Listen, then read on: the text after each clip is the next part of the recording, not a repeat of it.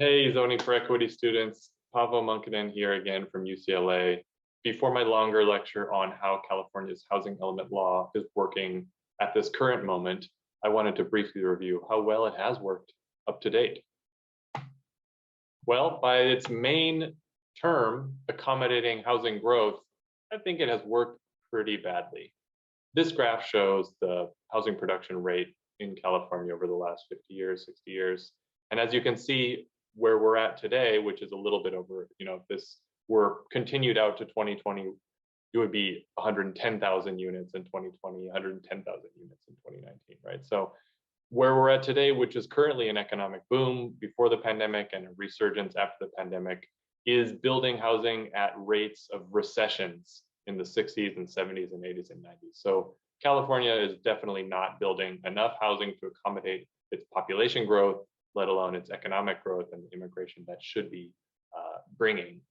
The current governor of California, Gavin Newsom, still governor, in his campaign for governor, declared that we are the second worst state in terms of housing production per capita. So that's a pretty strong indicator that it's not working. I think one of the main reasons that if you want to read more about, we have a working paper on built out cities with Mike Manville and Mike Lenz. We have less zoning capacity in California where the demand is highest. So this graph breaks apart cities in Southern California by their rent levels. So going from left to right, these kind of chunks of bars show the share of the population in Southern California in these four different groups of cities. So it's similar groups of similar population sizes of the different cities. And then it shows the share of the region's zoned capacity.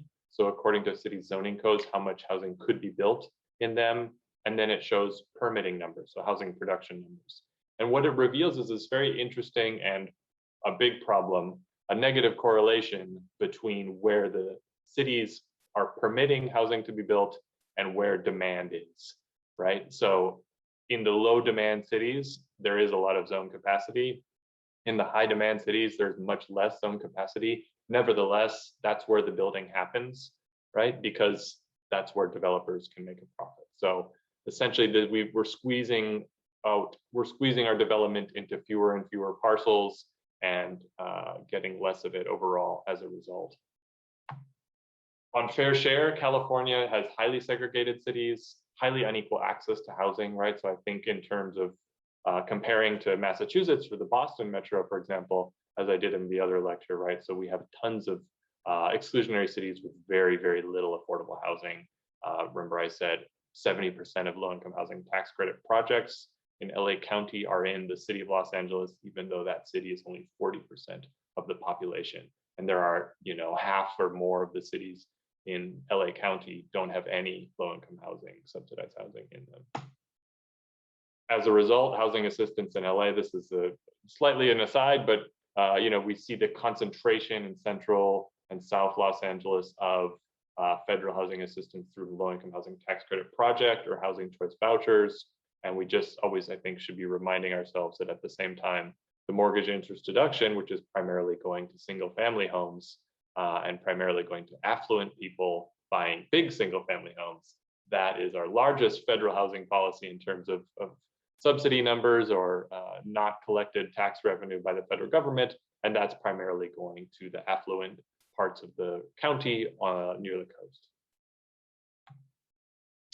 If you want to learn more about this, a student worked with me to do his thesis, Shine Ling, on the distribution of housing targets in the fifth cycle of California's housing element process. And this is something that I'll explain in the longer lecture.